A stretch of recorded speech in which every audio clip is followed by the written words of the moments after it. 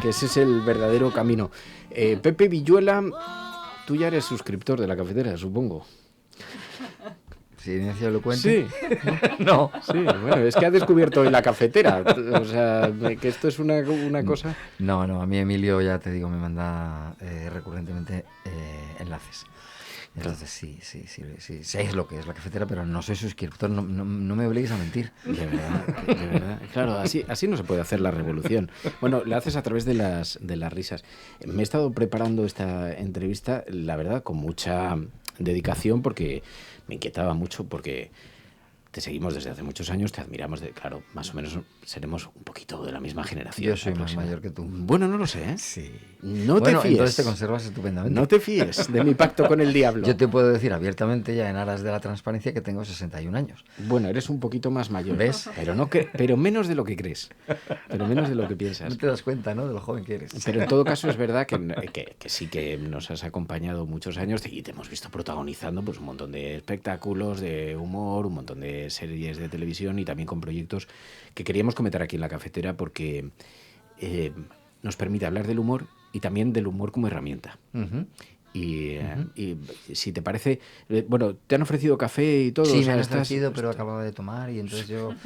¿Cómo vas a venir a la cafetera sin tomar café? Venga, pues me tomo uno, si no es... No, que no. Ahora ya no es... Ahora ya no. Salgo y lo preparo, que lo tenemos ahí. Ahora ya no es hora. Es que está frío. Zapatero dice, un momento. Cuando vino Zapatero dijo, sí, mucho en la cafetera, pero esto está frío, ¿sabes? Y entonces otros nos acusan de ser descafeinados. Pero el café con hielo, ¿sabes?, no está mal tampoco, ¿no? Claro, es un poquito así, pero bueno. Es que es... Ahora te ponemos uno. Vejiga. En todo caso, la verdad es que tú nunca te has cortado. Siempre te hemos visto muy valiente, muy reivindicativo, muy comprometido. Más debería ser. Soy menos de lo que me gustaría, porque creo que hay o así lo siento, un compromiso con el momento en el que estás viviendo y sobre todo yo creo que con un deseo de participar en la realidad y en las opiniones, sin por ello pretender tener razón, ¿no? Es decir, partiendo de la idea de que no solamente puedo, sino que seguramente estaré equivocado, pero sí que me gusta expresarme. Y para ello, bueno, pues hay que conocer, hay que leer, hay que viajar, hay que hablar mucho con la gente, que es la única manera, digamos, de estar más o menos informado o al corriente. Y a partir de ahí, no sé si no me corto, pero vamos, sí que es verdad que cuando me preguntan me gusta contestar lo que pienso. ¿Y la risa es una buena herramienta para la resistencia? Sí, no solamente para la resistencia, sino que yo creo para la contraofensiva. No solamente ayuda a resistir, sino a responder y a actuar y a mantenerte en un lugar proactivo, ¿no? No replegado en una trinchera, sino bueno, saliendo directamente pues a responder a lo que yo creo que son cada vez más agresiones que reciben los ciudadanos y las ciudadanas.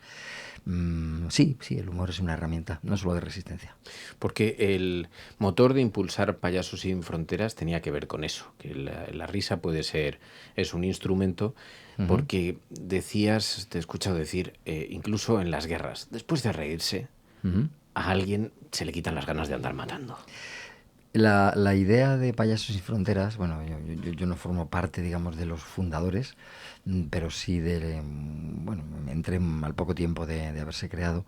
El creador es Turtel Poltrona, pero la idea madre de la organización no es de ningún adulto. Es de los seres, yo creo, más revolucionarios que existen, que son los niños y las niñas, porque no sabemos si la idea o la propuesta surge de una cabeza femenina o masculina, pero sí sabemos que en un congreso infantil, en un colegio en Cataluña, cuando se estaba teniendo lugar la guerra de la antigua Yugoslavia, se planteó a los críos la posibilidad de hacer algo, de intervenir en las guerras.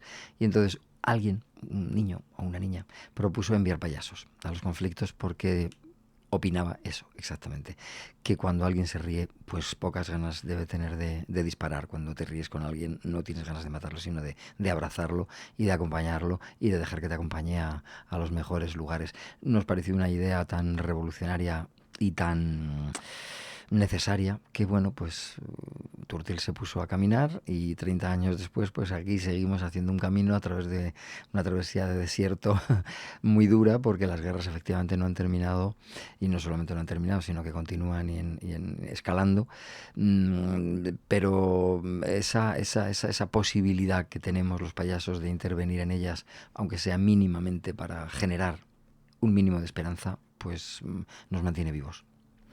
Es actor de teatro, de cine, activista, como estás comentando ahora. ¿Cuáles son las grandes pasiones de Pepe Villuela? Uy, tengo muchísimas, pero es que ahora mismo lo primero que me viene a la cabeza es mi nieta. Mi gran pasión en este momento, que tiene que ver pues con lo emocional, lo familiar, lo directamente consanguíneo, pero también con la idea de intentar dejar un futuro mejor a estas generaciones. Ella acaba de llegar, apenas ni siquiera ha cumplido los 2 años, pero creo que todavía, mientras tengamos fuerzas para ello, tenemos que seguir intentando día a día procurar un entorno nuestro y bueno y de todo el mundo más esperanzador, por lo menos, con más capacidad de ilusionar. Oye, vamos a hablar del humor, porque tú estudiaste en la RESAD. Sí. Y estabas llamado a ser actor y era lo que te gustaba, aunque tenías algunas dudas, ¿no? Al principio, cuando te metes, no sabías muy bien por dónde iba a ir tu camino, y de pronto te fuiste encontrando un lugar en el humor. Pues es que las dudas se mantienen. Yo sigo dudando de muchas cosas, pero claro, cuando eres tan joven y estás mirando hacia adelante y pensando qué vas a intentar hacer con tu vida, pues no sabes muy bien a qué carta quedarte. El teatro me gustaba, no lo concebía tampoco como una posibilidad de futuro, ni como una herramienta de trabajo, porque no sabía si iba a poder vivir de él y poder comer, pero sí tenía claro que iba a jugar un papel importante en mi vida, porque me lo pasaba muy bien haciendo teatro y me alimentaba mucho, bueno, intelectual, espiritualmente. Aprendía muchas cosas estudiando y compartiendo con compañeros y compañeras la experiencia de los ensayos y la experiencia de interpretar otros personajes, de ponerte en distintos puntos de vista. Pero sí que cuando termino la escuela, pues no por una voluntad de hacerlo expresamente, pues el humor se aparece ante mí como una posibilidad ya real de rentabilizar esta actividad, porque a todos los sitios en los que voy buscando trabajo, estoy hablando de bares de la época, estoy hablando de centros culturales, de salas alternativas, finales de los años 80, pues me preguntaba si tenía algo de humor. Y como no tenía nada de humor, pues decidí inventármelo y me pregunté a mí mismo qué era lo que me podía gustar a mí o qué era lo que me hacía reír, y me acordé de grandes payasos como Buster Keaton, como Chaplin, como Harold Lloyd, como el mismísimo Charlie Rivel, y decidí que tiraría por ahí. Entonces pues empecé a construir ese personaje torpe, que basa y fundamenta su existencia en la superación desde la nada, porque él no es nada y se equivoca constantemente y se cae y se pilla las piernas y la cabeza con las sillas y las escaleras y no sabe hacer absolutamente nada, y empezó a funcionar, empezó a provocar risas, y esas risas pues provocaron que me llamaran de cada vez más sitios. Llegó la televisión, con ello me di a conocer bastante, y entonces bueno, pues luego llegó ya sí Payasos sin Fronteras, y ahí me di cuenta de que no era solamente una herramienta para poder ganarme la vida yo, sino también para militar de alguna manera en ese deseo de contribuir a un mundo mejor. Hay una imagen a la que te escuché aludir que es muy impactante. Tú tuviste un hermano que murió. Sí. Y lo recuerdas siendo muy pequeño, ¿no? Porque sí, mi hermano murió con 15 meses. Pero recuerdas, tenías algo de diferencia porque jugabas con él. Sí, yo era mayor y sí, yo era pues de alguna manera en ese momento pues su héroe, ¿no? Porque yo jugaba con él, le hacía reír, lo llevaba, esto lo tengo muy presente, que no sé si es un recuerdo que me han impuesto, o quiero decir que me han transferido mis padres, o realmente está en mi cabeza fruto de mi propia experiencia. Yo lo paseaba por la casa, lo arrastraba por la casa dentro de una caja de cartón, nos metíamos por debajo de la mesa y yo recuerdo que él se carcajeaba, se reía, se partía, todavía no hablaba, decía 4 cositas, tenía 15 meses, no había empezado a hablar todavía, pero sí que decía alguna que otra palabra, y sobre todo carcajadas, son los que resuenan todavía en mi bóveda craneal. Y es seguramente lo que ha construido, tú estableces un vínculo entre esas risas que observabas, también la inocencia, pero también como una herramienta de conexión sin el lenguaje, sin palabras, Sí. a través de la risa, cómo conectamos con los demás, ¿no? Sí, sí, sí. Yo creo que eso quedó ahí latente, presente en mí. Después, bueno, pues uno va mirando hacia atrás en su vida a medida que se va haciendo mayor e intenta recoger de lo vivido pues explicaciones de por qué es como es, ¿no? Y sí, yo me he dado cuenta de que el placer inmenso de hacer reír a los demás debe de nacer de allí. Y ese apego, y yo diría que incluso esa adicción que tengo ahora al payaso, viene de esa felicidad que me provoca salir al escenario y oír carcajadas. Y si es un escenario especialmente delicado, como pueden ser los campos de refugiados o lugares donde la gente está pasándolo muy mal, hospitales, centros penitenciarios, lugares donde la gente no está viviendo el mejor momento de su vida, tiene muchísimo más sentido, adquiere una dimensión distinta, deja de convertirse, como he dicho hace un momento, en una herramienta de profesional y se convierte en una herramienta de conexión. Y es muy bonito también pues comprobar cómo no hacen falta tampoco las palabras. Nos comunicamos con los bebés a través de la mirada, a través de la sonrisa, a través de pequeños gestos, y nos llega perfectamente su estado de ánimo y si están contentos con nosotros o si no lo están, si nos tienen miedo, si lo que les provocamos es ilusión, si están en definitiva, como ya he dicho, a gusto, ¿no? Y eso nos pasa constantemente con las personas también, aunque no sean bebés. Enseguida detectamos si alguien nos gusta o no nos gusta y si queremos seguir en una conversación o pasando más minutos con esa persona, o si nos disculpamos y le decimos, perdona, tengo muchas cosas que hacer o tengo que hacer una llamada, ¿no? Sí, el lenguaje no verbal es de una riqueza, bueno, que nos pasa por alto porque pasamos por alto muchas cosas en la vida, pero todos somos conscientes de que desde que nacimos sabemos detectar esa energía de empatía y de cercanía. ¿Cuántos años tenías tú cuando perdiste a tu hermano? ¿Cuándo Pues pasó esto? yo tenía 4. 4 años. ¿Te quedan recuerdos de aquello? O sea, me supongo que la herida es una herida que también se va construyendo, que en Sí. aquel momento pues, tendrías una cierta conciencia de lo que sucedía, Claro. pero que también se construye la herida y esa Sí, ausencia, ¿no? sí, ya te decía hace un momento que hay recuerdos que no sé si son transferidos o si son propios, pero sí, tengo aquellos recuerdos de aquella casa pequeñita donde vivía con mis padres en San Sebastián de los Reyes, un tercero. Recuerdo el balcón, recuerdo que cuando pasaban los aviones del aeropuerto de Barajas, que por aquel entonces pasaban muy bajos, por encima de esa localidad mi hermano se aterrorizaba y corría a que le abrazáramos, a meterse debajo de la cama, lloraba. Recuerdo pues que bajábamos a la calle, que era una calle de tierra, que no estaba asfaltada y que allí jugábamos con elementos de lo más disparatados. Pues a lo mejor nos daban un destornillador para hacer agujeros en la tierra cuando llovía, sobre todo, o para clavarlos. Y luego recuerdo muchísimo ya su ausencia. Eso fue muy, muy, muy traumático para mis padres, sobre todo, para mí también, porque todavía lo recuerdo, pero mis padres pasaron una época muy, muy horrible en la que la casa se oscureció, en la que desapareció no solamente la luz, sino la sonrisa, y yo creo que me convertí en un niño que no quería molestar demasiado, ¿no?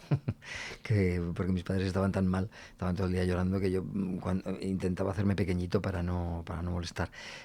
Sí, aquel hecho, aquel suceso forjó mucho mi personalidad. Y luego llegó otro hermano, ¿eh? Luego llegó otro hermano, llegó la esperanza y llegó ese hermano del que todavía voy de la mano. Y la risa, claro, en aquella época no te acompañaría mucho. Entiendo que la forma de manifestarla, eras gracioso en clase, por ejemplo, No, tenías... no. Yo no.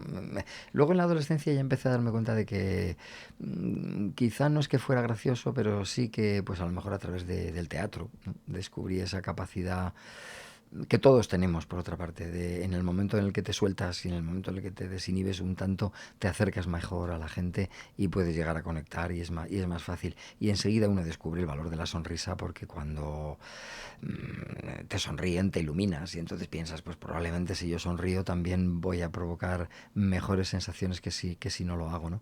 Entonces, pues todo eso es un aprendizaje. No, de pequeño, sobre todo en esa época, pues mi casa no era un lugar muy, muy alegre. Y luego en el colegio pues yo también era un niño, ya te digo, que intentaba pasar desapercibido, muy formalito, que intentaba no molestar tampoco demasiado. En la adolescencia sí, en la adolescencia ya empecé a ser un poco más gamberro, empecé a encontrar mi sitio, digamos que supongo que también a romper con ese pasado y a mirar hacia el futuro buscando qué era lo que yo quería ser, y empecé a encontrar pues seguramente en el humor, porque sí, recuerdo en fuegos de campamento, cuando teníamos 14, 15 años, pues que nos decían, esta noche vamos a hacer una fiesta, fuego de campamento, cada uno puede salir a hacer lo que quiera, recitar un poema, cantar una canción, contar un chiste.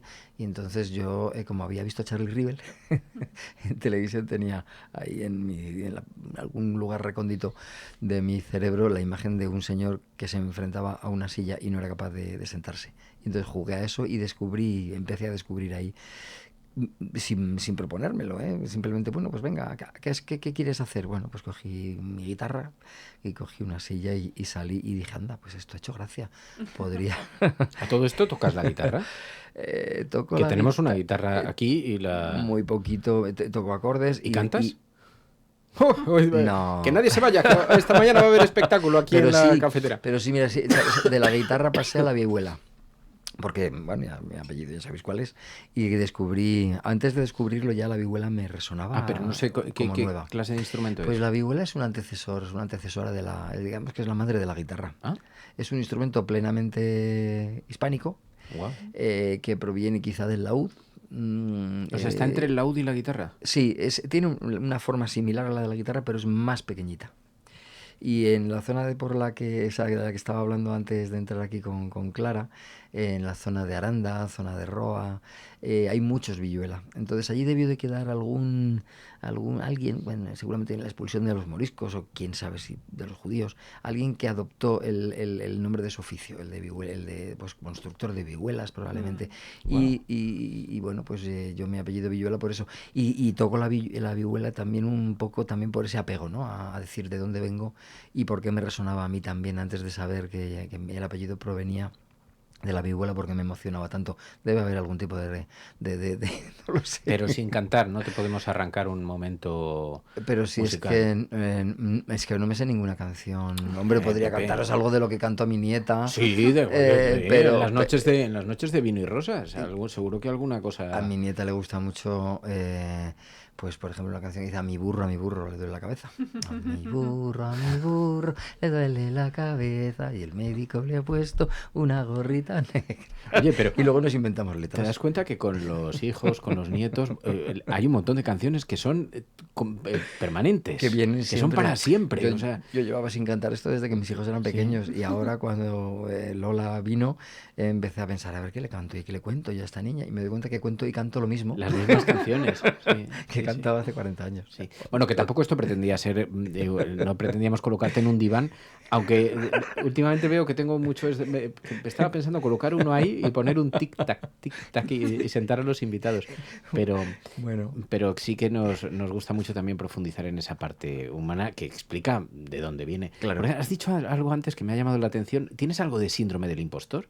Porque sí. Has dicho, sí. Bueno, todavía no sé si ese es mi lugar o no. O sea, esa sí, pero yo creo que es un síndrome del impostor que no me pesa, sino que más bien me cuestiona y me mantiene vivo. Es decir, yo me pregunto muchas veces, digo, ¿por qué estoy haciendo lo que hago? Quizás que no he tenido otra opción, no sé si ni siquiera si lo he elegido, y luego, pues hombre, yo cada vez que salgo al escenario tengo mis dudas, ¿no? Siempre pues pienso... que tiene que ser un examen de puta madre, porque tienes un montón de gente sentada ahí y tienes que provocar una reacción emocional. Pero ¿qué me estás contando tú, que te dedicas a la radio? Pero aquí no veo. Aquí yo... No ves, pero luego sabes hasta dónde llegas y cómo afecta, bueno, pues eso, cómo llega tu programa. Pero yo no tengo síndrome del impostor. No tengo un cuerpo hercúleo, una voz grave y poderosa, seductora, en fin, lo tengo todo. Yo, claro, como se me ve, no podría mentir en ese sentido, en ese respecto. La gente ya sabe. Eso, fíjate, cuando empecé a ser actor, a intentarlo, vamos, después de salir de la escuela, me di cuenta enseguida de que por el físico no iba a conseguir grandes cosas. Porque además te pasó en la escuela que te grabaron por primera vez en vídeo, eran tiempos en los que no teníamos móviles. Claro. Y te grabaron, y te viste por primera vez y no te gustaste. Ojo, qué bien informado estás, ¿eh? Sí, yo estaba en clase como todos los compañeros y compañeras, y el profesor nos dijo, vamos a hacer un ejercicio que consiste en grabaros para que os veáis, porque estáis viendo los ejercicios de los demás y a partir de lo que veis podéis opinar y ayudar al compañero, pero vais a ayudaros a vosotros mismos. Entonces nos grabó escenas que estábamos haciendo. Y fue un trago cuando me vi, porque yo pensaba más o menos sobre mí que tenía algo que ver con Marlon Brando. Con James Dean, que en aquel momento eran como actores así, muy atormentados, pero que gustaban mucho. Y cuando me vi me di cuenta de que me parecía más a Cantinflas que a otra cosa, en todo, en mi forma de moverme, no creía que aquel pudiera ser yo. Es muy bonito ver cómo no te conoces, ¿no? Entonces, ¿cómo no vas a tener síndrome del impostor? Yo ahora mismo no sé cómo me ve mucha gente, o sea, veo cómo me ven, porque me veo en el espejo, pero no sé cómo interpretan a ese señor de 60 años. Pues mira, te lo digo yo. Grande Villuela, dice Rafa San. Abdelito dice, Pepe Villuela, orgullo de La Rioja. Dice, bueno, o sea, los elogios son bueno también. ¿Has hecho papeles dramáticos? Sí. Porque dicen, son también muy buenos sus papeles dramáticos. Sí. Bueno, yo creo que un actor lo que quiere, aparte de que me encante la comedia y el humor, es cambiar de registros y viajar, ¿no? a través de los personajes y hacer desde tontorrones hasta malos malísimos, hasta seres inteligentes que a lo mejor ni siquiera... Ahora, por ejemplo, voy a interpretar a Picasso,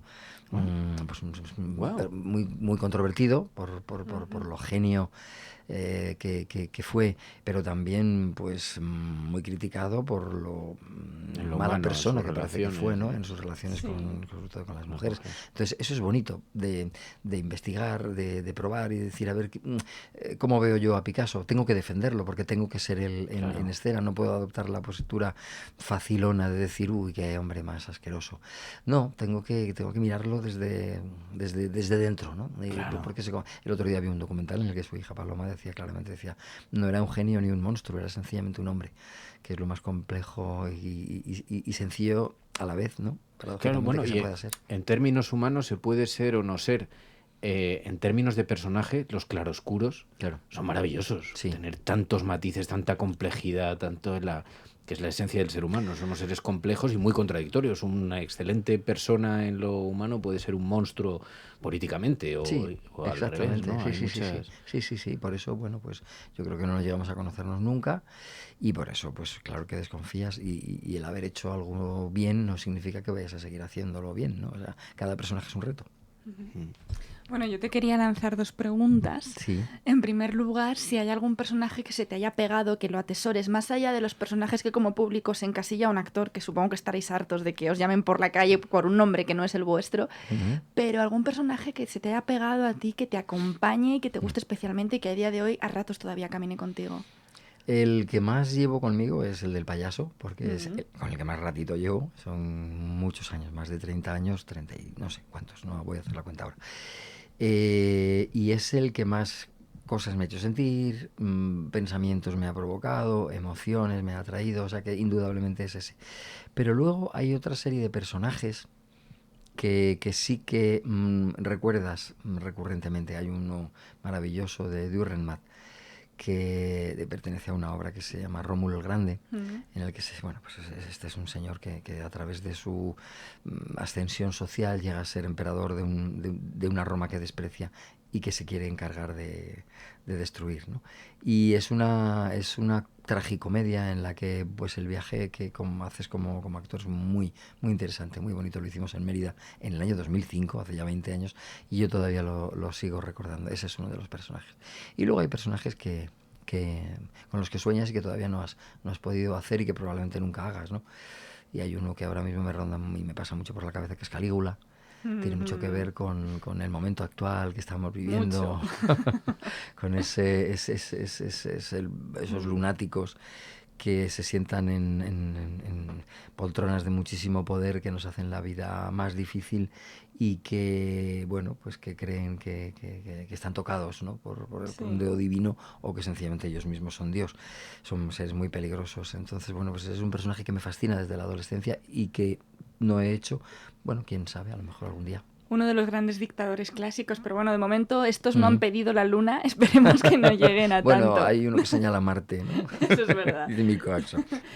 Y la otra pregunta lleva porque hoy en la cafetera es el Día de Memoria Histórica, ha estado antes Emilio Silva, y comentaba por aquí, por el chat, un oyente que te preguntemos por el documental de tu abuelo. Bien. Cuéntanos un poco sobre ese documental. El documental se titula Un viaje hacia nosotros, se puede ver en Filmin.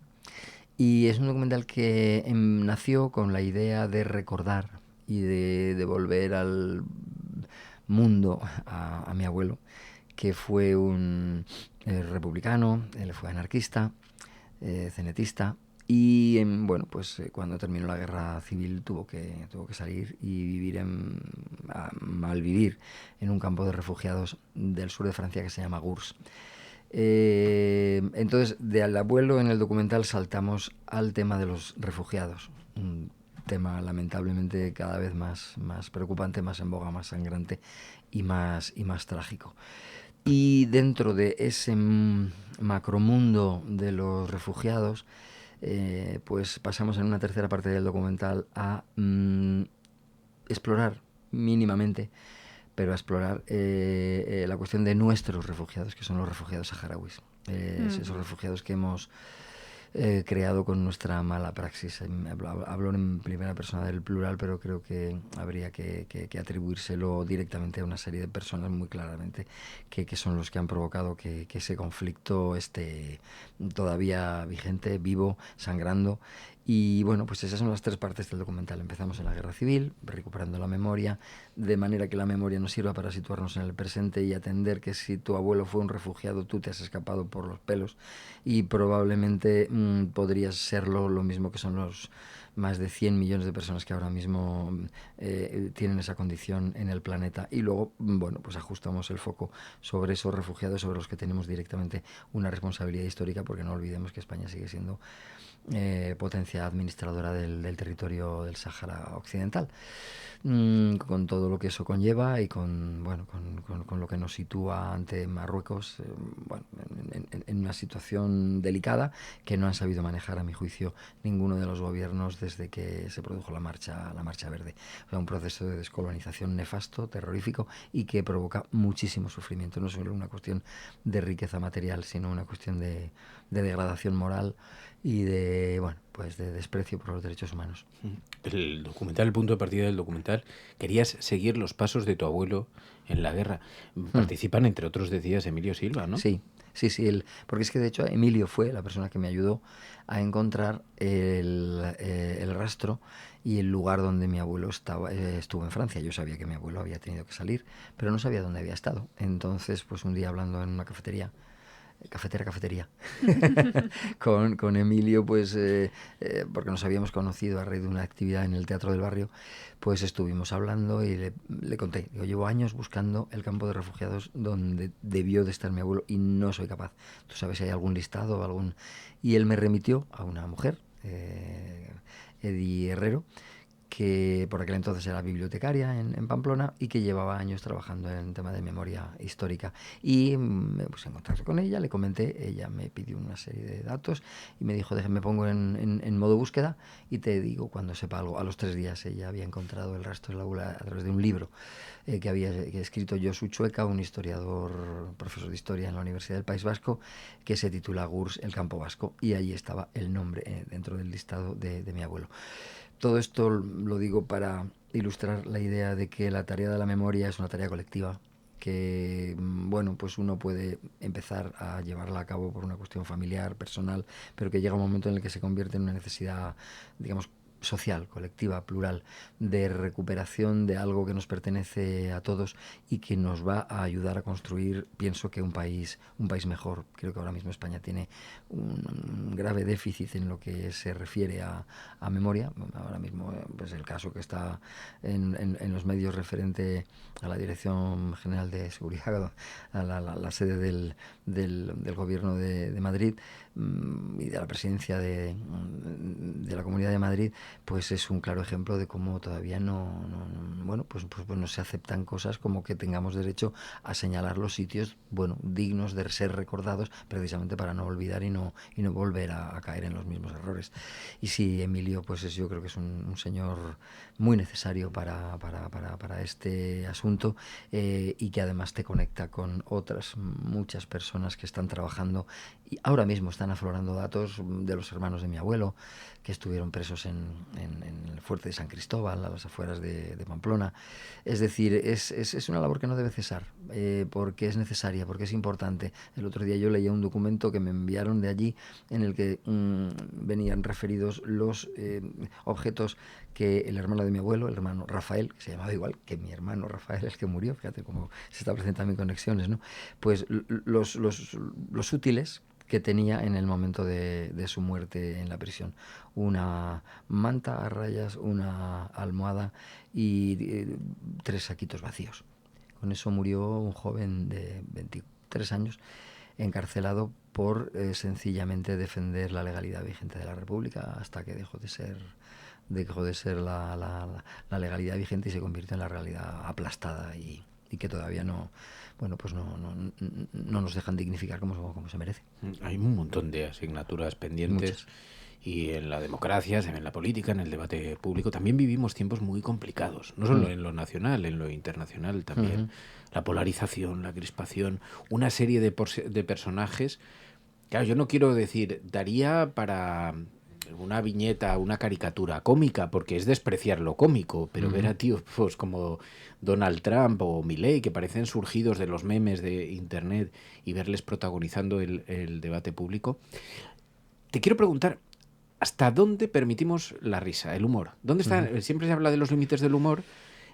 ¿Hay asuntos sobre los que no se debe bromear?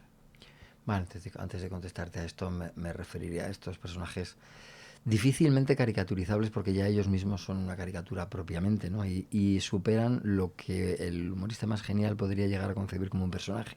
Es decir, Donald Trump o Milei son seres tan esperpénticos que difícilmente ya te vas a poder reír, porque resultan absolutamente ridículos ya siendo vistos.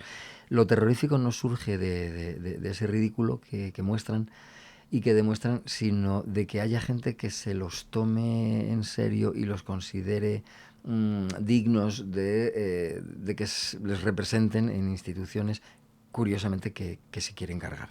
Bueno, en fin, que es muy difícil hacer humor con estos tipos, porque ellos ya se encargan de llevarse las cosas hasta un extremo difícilmente superable por el mejor de los cómicos. Y respecto a los límites, yo creo que sí que los hay. Y tienen que ver con, a ver cómo lo explico, pues con una especie como de horizontalidad o verticalidad. Es decir, si tú debates con alguien que está a tu nivel, por cuestiones de poder o por cuestiones de lo que sea, ¿no? De edad, no es lo mismo reírte de un niño que reírte de alguien que se puede defender. Mientras exista la horizontalidad, yo creo que bueno, es difícil poner límites, salvo los que pongan los mismos contertulios o los mismos debatientes en los temas del humor. Pero cuando existe la verticalidad, por ejemplo, cuando tienes que o puedes a través del humor atacar o criticar al poder, al poderoso, yo creo que los límites no deben existir, porque ya el poder se sabe defender, además con creces, y hacerte mucho daño. Pienso ahora mismo en qué, ¿no? En la posibilidad de que, bueno, pues se han causado, cosa que le honra bastante, viniendo de donde viene la denuncia. Y luego yo creo que los límites sí deben existir cuando el humor se convierte en un abuso. Cuando te ríes de alguien y le haces sufrir y no se puede defender. Cuando se producen situaciones de explotación de la vulnerabilidad de alguien, que puede llevar pues a que esa persona pues acabe incluso suicidándose, ¿no? o por lo menos a pasarlo muy mal. Es decir, cuando el humor es opresivo, es mal humor, porque desproveemos de adjetivos la palabra humor y parece que en sí misma es algo muy bonito y muy halagüeño y muy positivo, ¿no? Pero puede no serlo. El humor la mala follá, la mala idea, el deseo de herir a través de las pullas, cuando se dirigen a alguien vulnerable o más débil que tú, no tienen ninguna gracia. Yo creo que ahí ya debemos pararlo. Y si no es capaz de pararlo quien está siendo agredido, pues yo creo que sí que tiene que haber, bueno, pues una sociedad que se encargue de decir: los chistes machistas no tienen gracia, los chistes homófobos no tienen gracia, todos los chistes racistas evidentemente deben ser erradicados y desterrados, por lo menos de lo que tiene que ver con el ámbito plural, ¿no? Es decir, en privado uno en una barra de un bar puede decir muchas barbaridades, pero en el momento en el que empiezas a salirte de texto y tienes ahí las redes sociales como una herramienta tan poderosa, tienes que tener muchísimo cuidado. Ahí sí que debe haber límites. Yo creo que no debe haber duda de que cuando el humor tortura, debe ser eliminado, erradicado, prohibido. Bueno, no hablaría de prohibiciones, porque cuando metemos la palabra prohibición ya empiezan a entrar instituciones y yo creo que ahí ya el tema se vuelve más delicado. La propia sociedad tiene, quiero creerlo, herramientas suficientes para defenderse de esos malos humores y de los poco graciosos.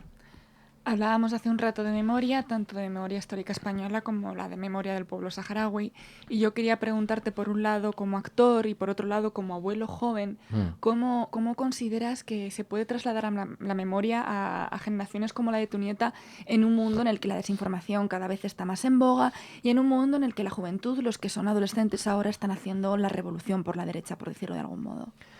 Pues es una pregunta que me parece pertinente. Y que yo también me hago. Intento hacérmela cada día y yo creo que hay que hablar y tener en cuenta que efectivamente tiene mucha importancia, que a mí me llegó tarde la posibilidad de enterarme de quién era mi abuelo, porque todavía cuando era pequeño en casa se guardaba silencio, motivos evidentes de miedo y de falta de información, porque mi abuelo, cuando volvió a España después del campo de estar en Francia, en el campo de refugiados, ya no habló más. Y entonces, pues ese no hablar más provoca un silencio muy peligroso. Lo ilustro con una anécdota. En mi casa, en casa de mi padre, yo no había nacido, mi padre era adolescente. Un día llegó mi padre a casa a la hora de la comida, se sentaron a comer y estaba mi abuelo comiendo y mi padre le dijo: estoy muy contento porque me he apuntado a Falange.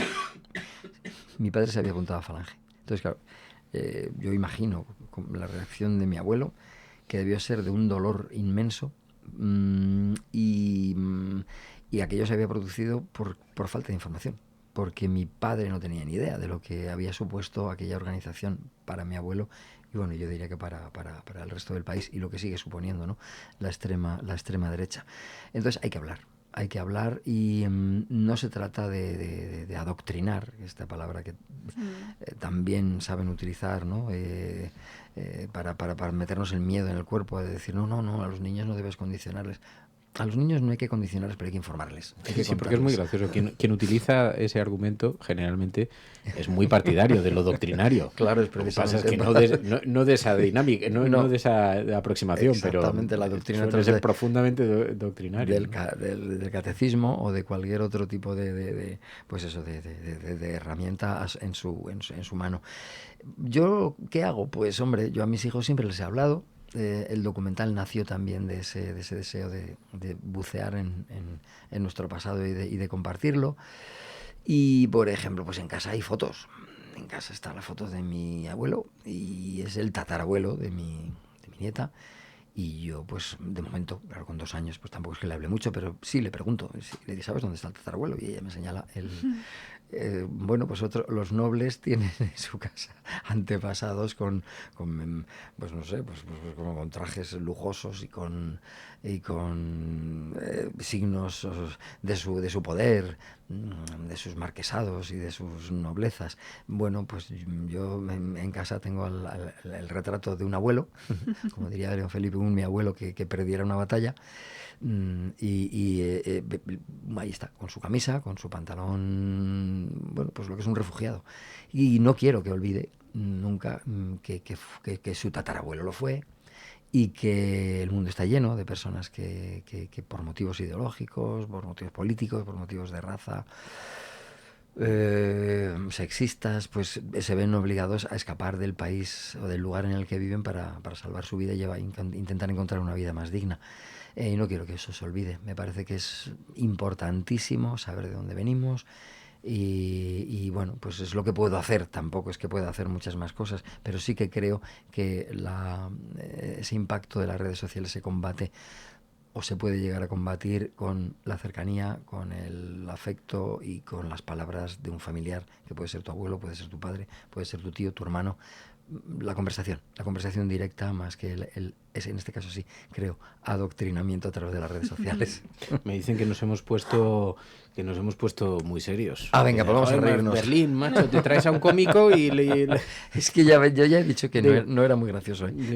No, sí lo eres, pero además, bueno, y poeta. Porque me han dicho que escribes poesía también. Pero eso son cosas que uno hace por afición. No me considero poeta. Yo me considero aficionado a la poesía y he escrito cosas y bueno, ahí están publicadas, pero la poesía es un asunto profundo, de otro lugar al que yo no he conseguido acceder nunca. Bueno, luego te arrancaremos que nos leas un poema, por lo menos. Si tenéis un libro... No, yo te lo busco yo, ¿no tienes en algún vale, sitio vale. en internet, seguro? No tengo redes redes sociales. Viola, por Dios.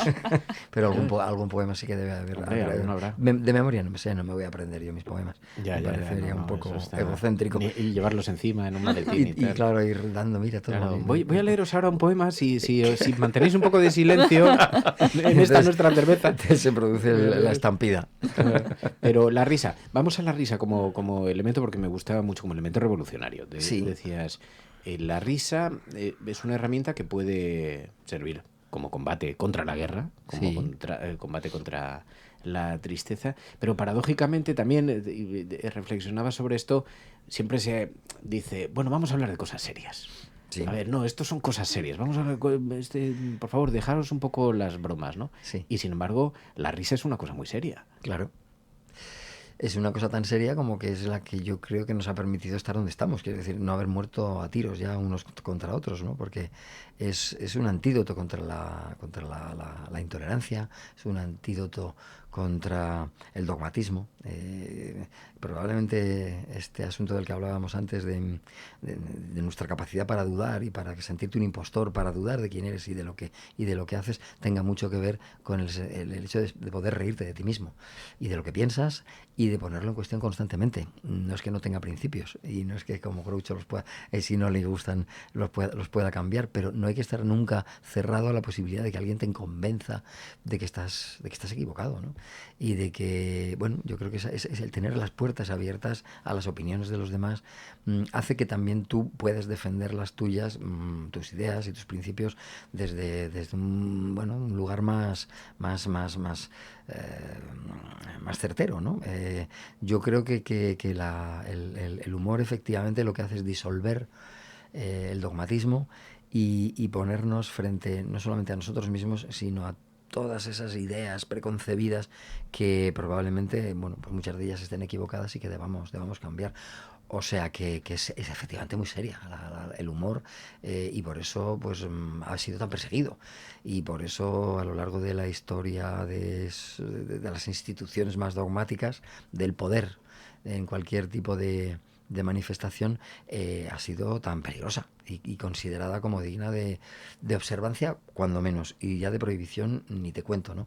De hecho, pues en los parlamentos es difícil encontrar buen humor, es más fácil pues encontrar ese tipo de humor hiriente, zahiriente, chusco, de mal gusto, y en instituciones, pues no sé, en los juicios tampoco hay mucho sentido del humor, se tiene miedo a perder el pie enseguida. En las celebraciones religiosas, por supuesto, la risa suele estar bastante prohibida, perseguida, mal vista. Sí, la risa es un elemento tradicionalmente ligado a lo diabólico. Por aquello de que las fuerzas del mal pues siempre se han tendido a considerarlas incontrolables, y la risa lo es. La risa es incontrolable. Y es una herramienta tan poderosa que reírse de uno mismo te socializa mucho mejor. Yo creo que sí. Yo creo que ayuda a tranquilizarse. ¿no? A decir, bueno, a ir por la vida con un poco menos de rigidez. A decir, bueno, no soy ni tan importante, ni tan estupendo, ni tan listo como me puedo yo llegar a creer en algún momento, ¿no? Soy muy vulnerable, soy muy ignorante, hay muchísimas más cosas que no sé que las que yo creo que sé, que seguramente también estarán o podrían estar en tela de juicio. En fin, sentir nuestra vulnerabilidad de humanos es importante para relacionarse, porque... y para ligar. Y para ligar. No te hagas el despistado, que esta frase es tuya. Ah, bueno, el humor sí, claro. Es que te acerca mucho a la gente. Claro. Cuando alguien se ríe contigo, cuando tú te ríes con alguien, ya te acercas mucho a esa persona, tanto que lo recuerdas sonriendo. Y tanto que cuando lo ves te alegras y cuando lo echas de menos de una forma bonita, ¿no? Que cuando alguien pasa por tu vida haciéndote la vida alegre, es muy difícil que olvidarle. Es alguien a quien necesitas también recordar. Yo me acuerdo mucho de mis abuelos, de mis padres, porque son personas que bueno, pues me hicieron la vida más fácil gracias a hacerme reír, al humor. Al humor. Y ha sido, que no sé qué te parece a ti también esto, Clara, pero durante muchos años, otros campos de la vida también, pero ha sido casi patrimonio de los hombres. En lo profesional, desde luego, el humor profesional, los humoristas han sido mayoritariamente hombres durante muchos años. Luego esto ha cambiado algo. No del todo, pero algo ha cambiado. Pero es verdad que parecía que era como un patrimonio muy masculino, ¿no? Pues sí, yo creo que es... Digo injustamente, pero sí que yo, primero Pepe, luego yo. Yo creo que en el sentido, digamos, de hacerse los graciosos y de utilizar el humor como, pues a lo mejor como una herramienta o como un arma quizá de... Pues no sé, me refería por número de cómicos masculinos, femeninos, bueno, pero es verdad que en lo cotidiano también ha habido como también, porque igual los hombres somos muy mansplaining, pero para todo. Yo creo que es una manifestación más del machismo, ¿no? Es cuando hablábamos ahora del humor o la risa como cercano a lo diabólico, pues la mujer estaba mejor calladita, estaba mejor mantenerla, bueno, sometida. No era bueno que fuera capaz, pues no sé, de poner en cuestión el poder de quien tenía al lado a través de la burla. Bueno, eso estaba destinado a lo mejor pues a mujeres de mala vida, digamos, ¿no? Entre comillas, pero las mujeres recatadas, las de casa, tenían que ser serias, tenían que ser comedidas y poco divertidas en la medida en que eso supusiera una liberación. Yo creo que de ahí viene todo, de esa represión a la que se ha sometido, el hombre ha estado sometiendo habitualmente y tradicionalmente a la mujer a lo largo de la historia. Sí, yo voy un poco por lo que dice Pepe, que hasta hace unos años los focos, los escenarios a las mujeres nos estaban vetados y de hecho en España se está notando como en los últimos años están apareciendo mujeres cómicas por todas partes porque parece que se está quitando ese tapón. Pero en el tema de ser más o menos graciosos, o sea, hay gente graciosa de todo género y color, pero yo creo que realmente no es que las mujeres sean menos graciosas en la intimidad, sino que no se les dejaba y luego también que no se sabe, ¿no? Porque todo lo que no se cuenta no se sabe. Al final el principal narrador de la historia durante mucho tiempo han sido los hombres. Y si tú te vas a libros de mujeres de Carmen Martín Gaite o de muchas otras mujeres, hay humor a patadas y en la intimidad la mayoría de personas graciosas que conozco son mujeres y muchas veces los maridos de otras épocas le cogían los chistes y le cogía la broma a la mujer, igual que se ha cogido en la literatura y demás. Entonces yo creo que es una cuestión de poner el foco. Sí, como dijo una amiga, ¿qué va? Si nosotros nos reímos mucho de vuestros tamaños. Nos gusta contarlo. Claro. Y luego, por eso lo contáis poco. Yendo al humor y a la banalidad total, yo hay un tema que no quiero dejar de tocar, lo siento mucho porque me voy a ir a los memes de internet. Y quiero saber si a ti te ha llegado este meme. ¿Cuál? Que yo creo que la audiencia ya se imagina qué meme es. Desde hace un par de años en redes sociales ponen la foto de Penélope Cruz al lado de una foto tuya y dicen que podríais ser hermanos. Y se hacen muchas bromas sobre el parecido de Penélope Cruz y Pepe Villuela. ¿Qué opina Pepe Villuela de todo esto?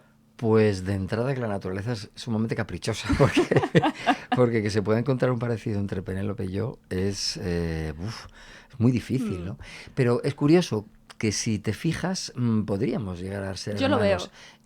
Yo también. En mi belleza, si te fijas en mi belleza, realmente, yo sí me veo parecido. Y me sorprendió decir, anda, pero si... O sea, lo conocías, te habían hablado de esto, porque tú no tienes redes, pero te llega todo esto. Sí, esto llega. ¿Qué opino? Pues bueno, a mí me hace gracia. No sé, ya lo he comentado en alguna otra entrevista, que no sé qué gracia le hará a ella. Ahora, supongo que también le hará gracia porque ella es, bueno, pues una mujer con sentido del humor. Pero qué curioso cómo los parecidos pueden llegar a, bueno, pues eso, que una persona como yo, con un físico nada agraciado, pueda ser comparado y podría llegar a resultar plausiblemente hermano de Penélope Cruz, mujer bellísima, indiscutiblemente. Pues yo qué voy a opinar, bueno, que me hace gracia, pero que no sé qué gracia hace ella. Oye, háblanos de tus... dentro de Payasos Sin Fronteras o dentro de tu actividad, porque no sé si siempre relacionada con Payasos Sin Fronteras, pero has viajado a campos de refugiados, por ejemplo, has visitado hospitales, centros penitenciarios, muchas, pero danos una foto de todas estas experiencias, ¿cuáles son las que te han llegado más profundamente? Pues el hecho de que haya un testimonio o una petición muy repetida, que es la de hablad de nosotros. La sensación más horrible que uno puede tener cuando lo está pasando mal es que está ninguneado, olvidado, o que no se conoce su situación. Es muy recurrente esta petición, ¿no? Porque tú sabes que te vas a ir de allí y que vas a volver a tu país mucho más tranquilo y un país donde se vive bien, ¿no? Y ellos saben también que eso va a ocurrir. Entonces intentan aprovechar esa visita para dar a conocer su situación, para decir, cuenta cómo estamos, porque todavía supongo que mantienen la esperanza de que el hecho de que se conozca su situación puede contribuir a cambiarla, a mejorarla. Y eso es de las cosas que más me impresionó. El deseo que parte de todos ellos, o de la mayor parte de ellos, de muchos de ellos con los que yo he hablado, de no ser olvidados, de que se hable y de que se comparta su situación, de que seamos conscientes de... De hecho, una de las cosas que más valor le dan cuando hablan con nosotros, con los payasos, es al hecho de que vayamos para no llevar nada. Quiero decir, no hay nada material en nuestras manos nunca. No llevamos mantas, no llevamos alimentos, no llevamos medicamentos. Llevamos algo que es intangible, que es pues un estado de ánimo, una forma de recuperar de alguna manera la alegría instantáneamente, y que se puede prolongar en el tiempo a través de una sensación de esperanza, pero nada que pueda ser tocado. Y ellos, una vez, una frase lo recogían para nosotros de una forma muy, muy elogiosa. Nos decía, nos han traído de todo, pero nunca nos habían traído la vida. Y eso nos llenó de ilusión, ¿no? De decir, porque muchas veces uno piensa, ¿de qué sirve lo que hago si la situación, bueno, pues una vez que nos marchamos, continúa igual? Bueno, pues hay cosas que no continúan igual, hay cosas que imperceptiblemente cambian y que son fundamentales para la gente cuando lo está pasando, sobre todo tan mal. ¿Allí donde hay dolor también hay risas? Yo diría que más. Es más fácil conseguirlo, porque hay una necesidad. Hay un deseo de estar bien manifiesto. Y se nota. Yo también lo dudaba, ¿eh? Tuve, como Santo Tomás, que meter el dedo en la llaga para convencerme, porque la primera vez que fui a un campo de refugiados fue después de la guerra de la antigua Yugoslavia, en Kosovo, y yo tenía mis dudas. Yo pensaba, ¿qué vamos a hacer aquí con todo lo que está pasando y todo lo que ya ha pasado, y el dolor y el sufrimiento y los traumas que arrastra la población aquí? ¿Qué venimos a hacer aquí con nuestra nariz roja y nuestros trajes de colores y nuestras payasadas? Pues resulta que no solamente éramos bien recibidos, sino que yo notaba que la gente reía incluso con más facilidad. No, la risa allí no es un artículo de lujo, es una necesidad. Es algo que necesitamos para tirar hacia adelante. En los peores momentos de nuestras vidas es cuando más necesitamos reír. Es probable que tengamos que romper ese bloqueo inicial, pero una vez que se produce es placentero decir, uy, ¿cómo me puedo estar riendo, ¿no? En este momento dice, pues mira, si estoy riéndome seguramente será porque hay esperanza todavía dentro de mí, porque no se ha terminado, estoy hablando de un luto, estoy hablando de un trauma, estoy hablando de momentos en los que uno lo pasa mal. Cuando se ve reír, dice, mira, pues todavía late algo dentro de mí que es una luz distinta a esta tan mortecina que me está embargando. O sea que... Es muy llamativo que algo que tiene un efecto tan poderoso esté catalogado dentro de lo prescindible, ¿no? Sabemos que no lo es, vivimos de manera que necesitamos que no lo sea, pero no forma parte del debate científico de las necesidades capitales, ¿no? Y es muy llamativo esto, siendo una herramienta tan poderosa que provoca tantas consecuencias en el estado de la salud mental, de la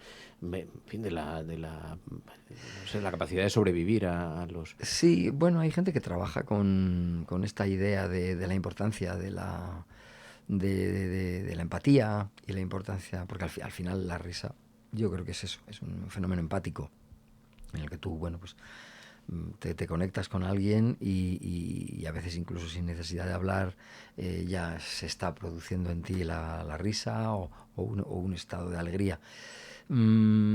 Pero quizás sea bueno que no se pueda controlar fácilmente esto, porque si no tendríamos a Elon Musk detrás del control de la risa y nos reiríamos solamente cuando él quiere.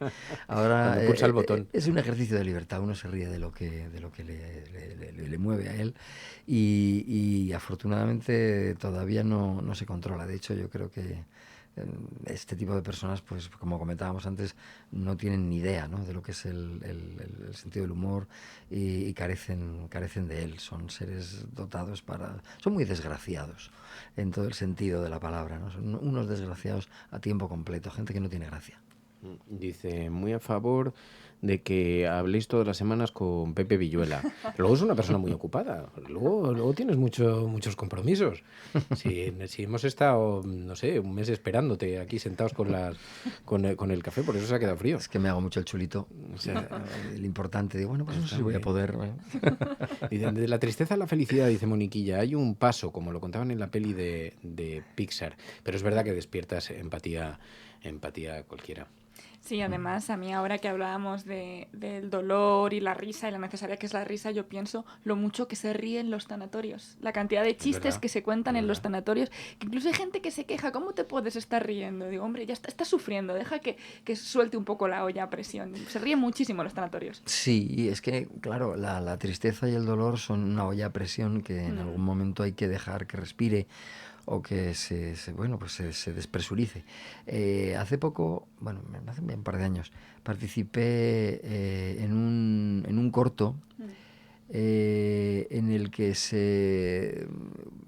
el director y guionista se reía del cáncer y lo hacía además con pleno conocimiento de causa, porque él había tenido cáncer. Y ese corto pues tuvo muchísima aceptación precisamente entre la gente que lo estaba pasando mal a causa de la enfermedad, porque de pronto veían una perspectiva distinta, una forma diferente de tratar la enfermedad.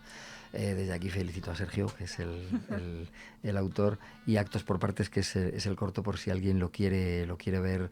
Es altamente recomendable, tengas o no tengas cáncer, porque yo creo que está lleno de luz y de posibilidades de mirar la vida con valentía y con sentido del humor.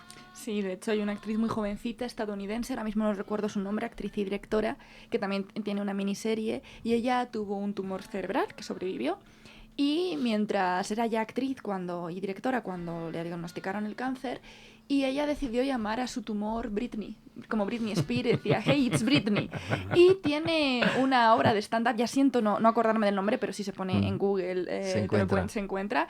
Y ella tiene un stand-up cómico con una amiga suya en la que cuentan su historia con Britney.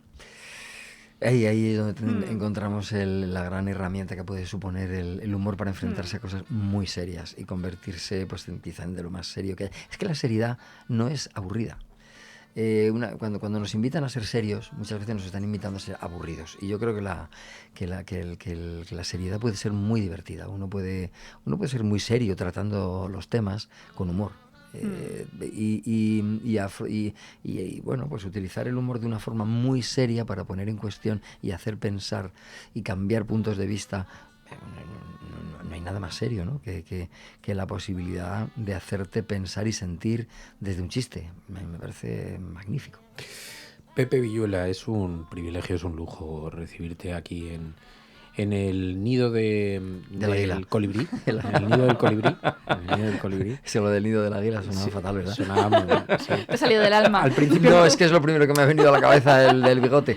Claro, hubo un tiempo en el que dijimos, bueno, el águila suena así como una cosa muy tal, no sé qué, pero lo contamos y demasiado tal. Y los oyentes nos dijeron, es que eso ya está tomado.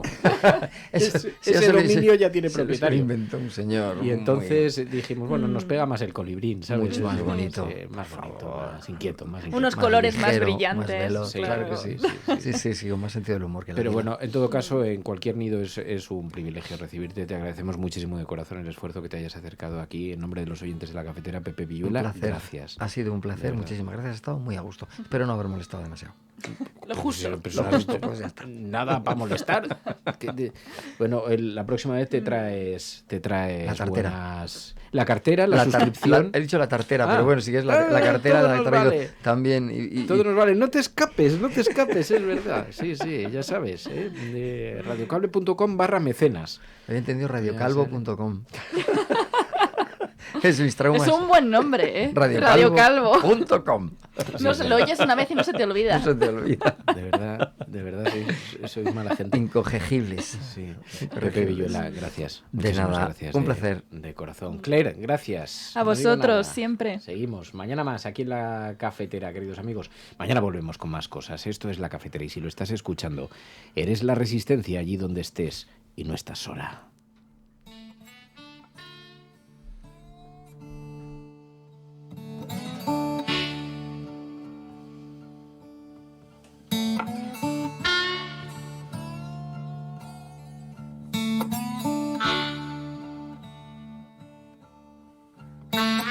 ¿Te ha gustado el programa de hoy? Invita tú a esta ronda de café haciéndote suscriptor de La Cafetera. radiocable.com/mecenas.